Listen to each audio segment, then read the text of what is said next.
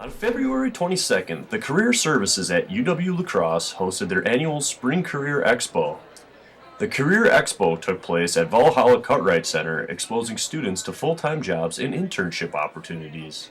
This is a program or an event that is sponsored by the Career Services Office at UW-La Crosse. This is an opportunity for students to come seek internship opportunities or full-time employment for after graduation. We invite employers from around the region.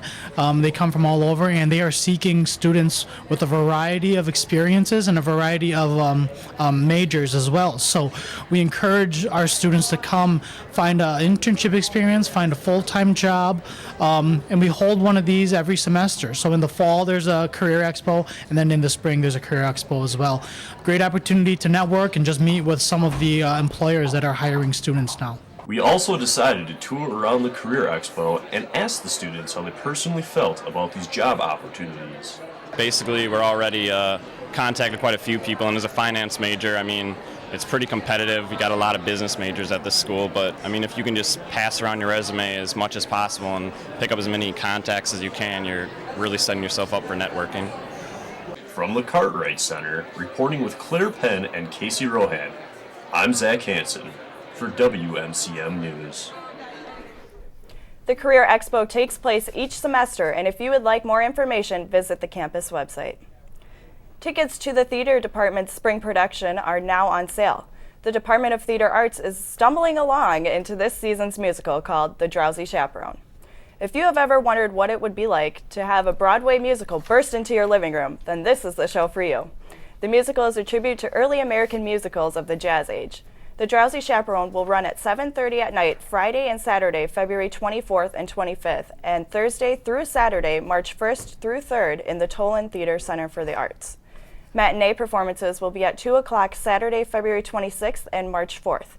If you are interested in tickets, call the box office at 608-785-8522. All right, we'll be right back with after a public service announcement. There is no more beautiful image in the galaxy than that of a nebula. But what is a nebula? The most general definition of the term is a cloud of interstellar gas and dust. But it turns out that there are several different types. Emission nebula actually emit colored light. These nebula are neat because they are often birthing grounds for new stars. The opposite of an emission nebula is a planetary nebula. Here, stars are in the process of dying and are losing layer after layer of gas to the interstellar winds. Even more dramatic are supernova remnants. These are stars that didn't wait to die. They blew up. A nuclear reaction to the core of the star causes the whole thing to implode on itself. The gases get superheated and explode outward to create these stunning displays. Reflection nebula are a completely different story. These formations are made up of dust clouds that are fine enough to reflect starlight. Perhaps the most striking nebula are dark nebulas. Dark nebula are clouds of dust and rock and interstellar junk that block the light behind them.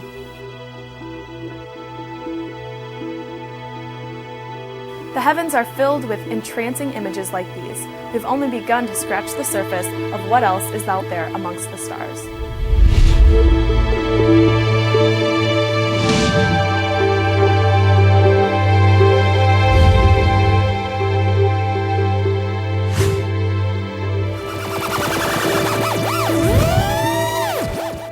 We hope you enjoyed that PSA from Mr. Sean Mobley.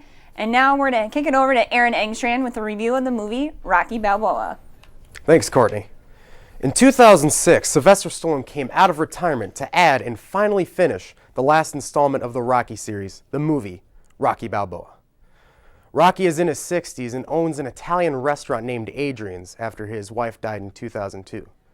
As Rocky goes on with his life as a retired boxer turned restaurant owner, he hears from his oldest friend Polly about some Looney Tune cartoon program on ESPN.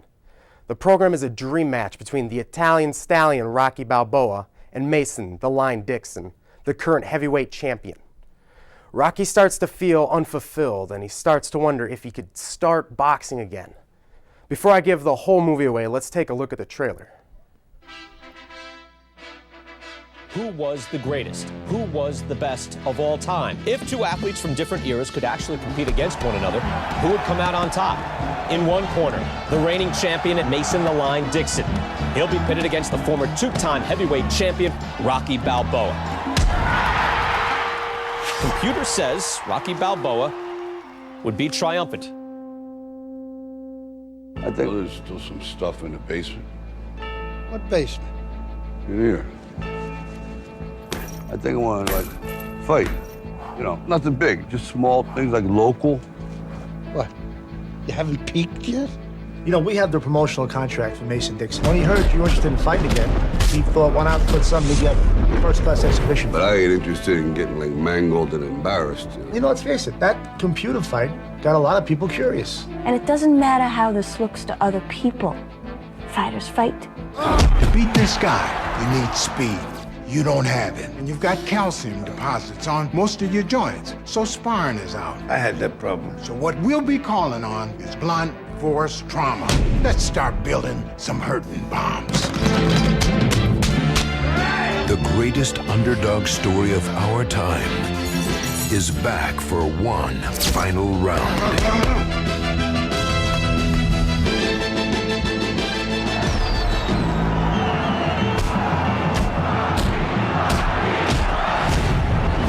Rocky Balboa. It's over. Ain't nothing over till it's over. Where's that from? The 80s? That's probably in the 70s. A 60-year-old man versus a prime pound-for-pound heavyweight boxing champion of the world? In reality, the old man would be punished and probably wouldn't make it past the first round. But this is Rocky Balboa. Rocky basically ended the Cold War by standing in a ring for 12 rounds with a blonde Russian giant. So not only is it possible for someone like Rocky in their old age to take on any boxing champion, but he would almost most likely do it in a knockout. Everything about Rocky was created to appeal to the underdog in all of us. And if loving Rocky is wrong, then I don't want to be right. Although I will say this about Sylvester Stallone. You are so lucky that I love inspirational movies because your acting is absolutely annoying. After 30 years, and still, no one can tell what you're saying. And it doesn't help that throughout the entire movie, your face looks like a sack of potatoes. But unfortunately, the grunts and the mumbles that he makes are what makes Rocky the character he is, and I wouldn't change him. I would, however, get rid of the movie Rocky V. Just a straight-up horrible movie, but that's for another time. If you're a huge Rocky fan like me, then this movie will be somewhat emotional, but totally fulfilling when the montage hits that screen. Oh boy. It makes me feel like it was my first time watching Rocky all over again. And to this day, it always gets me jacked up. Rocky fan or not, watch this movie. Take it all in. Try not to blink as much as you can because you won't want to miss anything. Now stay tuned to WMCM. Chance Dickman will be back with this weekend's weather. Glitz, glamour. These words are easily associated with one place, Hollywood. Hollywood has come to symbolize cinema in the United States, but why? Hollywood in the year 1900 was only one tiny village. How did it end up as the movie capital of the world? The answer is simple, the weather. Back in the early days of cinema, cameras were rudimentary at best. They only operated well in places with plenty of light because the early black and white cameras had a hard time distinguishing between subjects. Movies usually had to be shot outside. Even interior sets were often open air to let the sun provide free light. Filmmakers had to find a place that would be sunny regularly enough so they could work uninterrupted. In 1910, a director named D.W. Griffith headed to the California coast and found the then sleepy town of Hollywood. He set up shop and started cranking out productions. Only a year later, in 1911, the first studio was set up in the town, and by 1920, Southern California was the center of the U.S. film industry. Hey, hello and welcome back to WMCM's Week in Review. I'm your meteorologist, Chance Dickman. Well, if you've been outside today, you could see that there was a little bit of cloud cover. But the temperatures were actually really beautiful in the upper 30s, 39 to be exact. But into tonight, lows around 29. As you can see, snow is supposed to come. Accumulation will maybe about 3 to 5 inches. So if you're on the roadways, make sure you stay safe. As for tomorrow, don't fret. Plenty of sunshine. Highs around 36, so it should melt away any accumulation that we may have. And tomorrow night, a little bit chilly. Probably the chilliest we'll have this weekend. Lows around 23 degrees, excuse me. Saturday, clouds move in, roll in just a little bit more. Shouldn't have too much snow, if any at all, not projected any, but